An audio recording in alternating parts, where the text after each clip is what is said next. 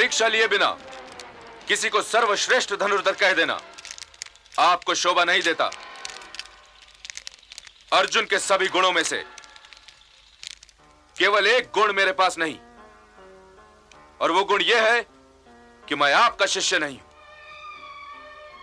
यदि मैं आपका शिष्य रहा होता तो आप अब तक मेरा अंगूठा भी कटवा चुके होते। उस अंगूठे में मुझे हस्तिनापुर की ओर चलने वाले वाणों के अंकुर दिखाई दे रहे थे धनुर्धर। तब तो मेरा अंगूठा बच गया, क्योंकि हस्तिनापुर तो मेरे लिए आदरणीय है और सदैव आदरणीय रहेगा। मैं हस्तिनापुर नरेश, पितामह भीष्म, कुलगुरु कृपाचार्य और आपको प्रणाम करता हूं।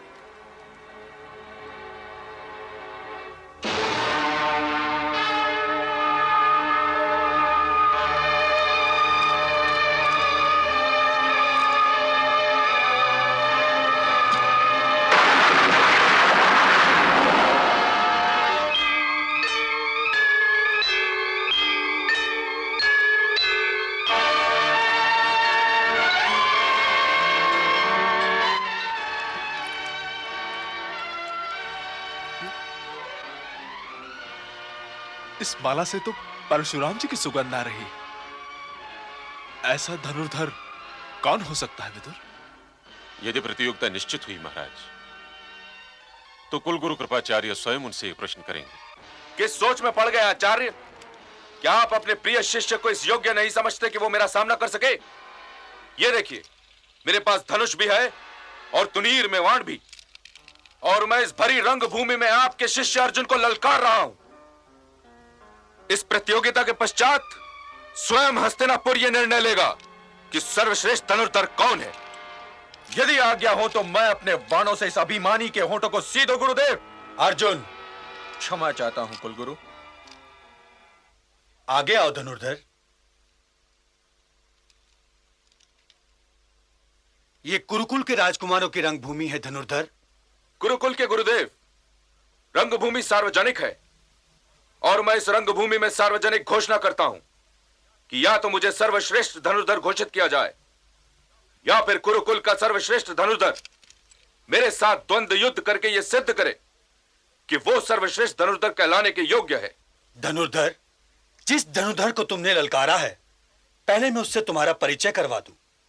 यह चंद्रवंशी राजकुमार अर्जुन है, जो महाराज पांडु का पुत्र है, महारानी कुंती जिसकी माता है, और आचार्य द्रोण जिसके गुरु।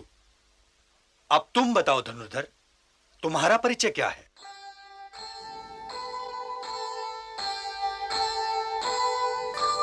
जाने जो बोले नहीं, जो बोले अनजान, कर्ण स्वयं कैसे कहे क्या उसकी पहचान, क्या उसकी पहचान।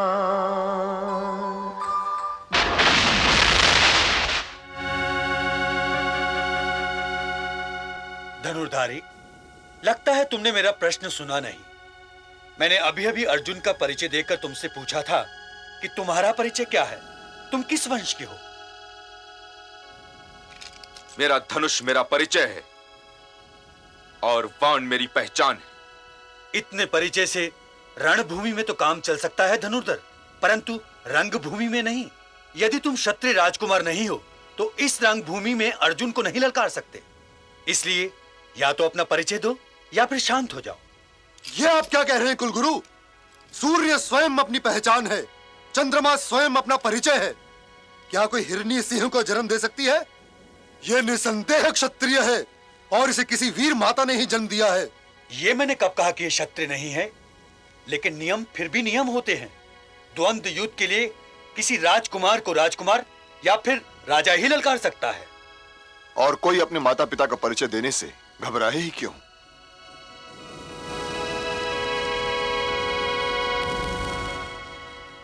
धनुर्धर, मैं तुमसे तुम्हारे माता पिता का नाम नहीं पूछूंगा। मैं तुमसे यह भी नहीं पूछूंगा कि तुम किसके वंशज हो। मेरे लिए तुम्हारा इतना परिचय ही बहुत है कि तुम केवल वीर ही नहीं, महावीर हो।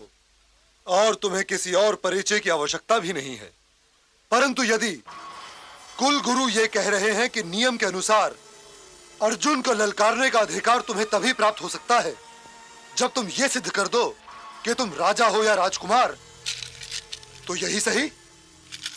मैं तो कभी सोच भी नहीं सकता था कुलगुरु कि कभी वो दिन भी आ सकता है जब हस्तिनापुर अपने आंगन में खड़े हुए किसी महावीर के लिए आंखें बिछाने की जगह उसका अपमान करेगा। परंतु आज का दिन वही दिन है और मैं ये कभी सहन नहीं कर सकता। मैं नहीं जानता कुलगुरु कि ये धनुर्धर कौन है, पर मैं इतना अवश्य जानता हूं कि ये वीर पुत्र है। और आप सबके संतोष के लिए आज मैं अपने उन अधिकारों का प्रयोग करूंगा जो मुझे मेरे पूज्य पिताश्री से मिले हुए हैं और पितामह जिनके साक्षी हैं। तुम्हारा नाम क्या है धनुर्धर? मेरा नाम कर्ण है। अंग देश का राज्य मेरे अधिकार में है कुलगुरु, और मैं आज अपने मित्र कर्ण को अंग देश का राजा बनाता हूं। अंगराज कर्ण की जय।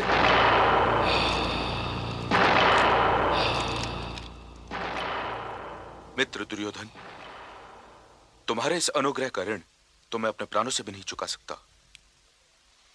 आज से मेरा जीवन तुम्हारे लिए, मेरी निष्ठा तुम्हारे लिए और मेरी मृत्यु भी तुम्हारे लिए होगी। मेरे मित्र कर्ण के राज्याभिषेक का आयोजन किया जाए कुलगुरु।